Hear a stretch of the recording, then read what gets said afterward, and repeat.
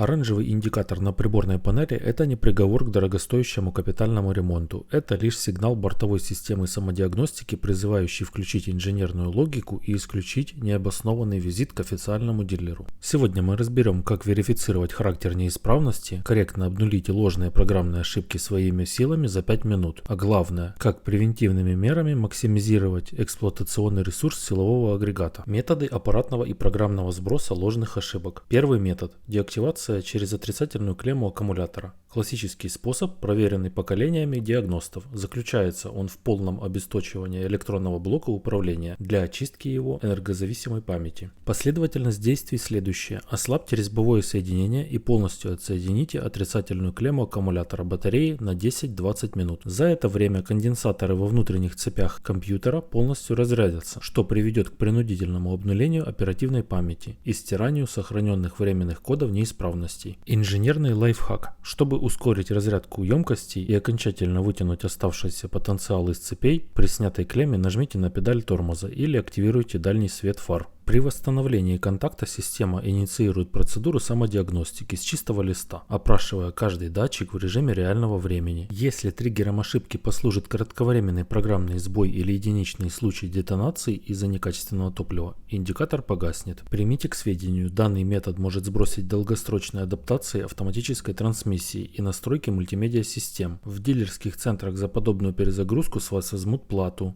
как за полноценную компьютерную диагностику, хотя по факту это базовое и безопасное действие для первичной селекции ошибок. Второй метод – сервисный алгоритм замка зажигания. На многих автомобилях, преимущественно немецкого, японского, американского рынков, предусмотрен штатный инженерный протокол сброса неактивных ошибок через циклическое переключение зажигания. Это позволяет очистить логи контроллера без инструментального вмешательства в подкапотное пространство. Последовательность действий следующая. Поверните ключ зажигания в положение ON, активировав бортовую сеть, но не запускайте стартер, и немедленно верните в исходное положение OFF. Повторите этот цикл строго от 3 до 5 раз, с интервалом ровно в 1 секунду. На финальном цикле оставьте зажигание включенным. Такая комбинация импульсов заставит центральный процессор выполнить экспресс-валидацию системных логов. Если неисправность носила спорадический временный характер и в данный момент физически отсутствует, оповещение Check Engine погаснет. Этот метод безупречно работает при случайных пропусках зажигания. Третий метод – точечное отключение питания. Если ваша задача обнулить контроллер управления двигателем, сохранив при этом индивидуальные настройки памяти сидений и радиостанций, примените метод селективного обесточивания. Алгоритм следующий. В монтажном блоке под капотом или в нижней части торпеда найдите плавкий предохранитель, отвечающий за цепь питания EBU. Обычно он маркируется аббревиатурой EFI, ECM или Engine. Извлеките его на 10-15 минут. Блок управления уйдет в перезагрузку, а после возвращения предохранителя на место и запуска ДВС начнется цикл самообучения, заново калибруя датчики и выстраивая топливные карты. Метод незаменим при устранении ошибок, вызванных временным подсосом воздуха или некорректным расчетом данных от датчика массового расхода воздуха.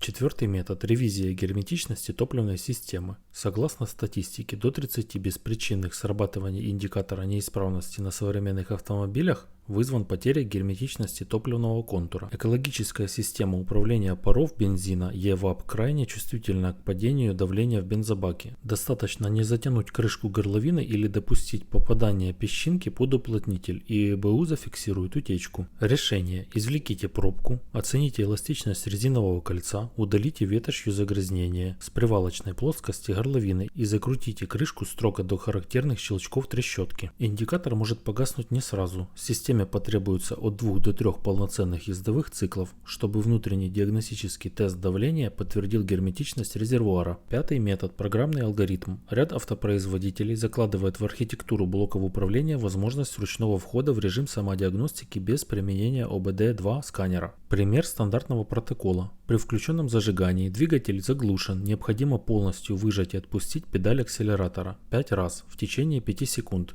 Выдержать паузу ровно 7 секунд, после чего выжать педаль газа и удерживать ее в течение 10 секунд, пока индикатор Check Engine не начнет ритмично мигать, сигнализируя о переходе в режим чтения и последующего обнуления кодов. Данная процедура требует хронометрической точности. Этот скрытый функционал проектируется для заводских испытаний на конвейере, но зная его, вы сэкономите на нормочасах автоэлектрика в условиях трассы. Важная аксиома: если после применения любого из 5 методов ошибка возвращается через несколько несколько километров, это свидетельствует о наличии стойкой физической неисправности компонента, требующей инструментальной диагностики и ремонта. Ссылку на вторую часть оставлю в описании под этим видео. Не забывайте поставить лайк под этим видео и подписаться на канал. Это сильно помогает мне в развитии канала.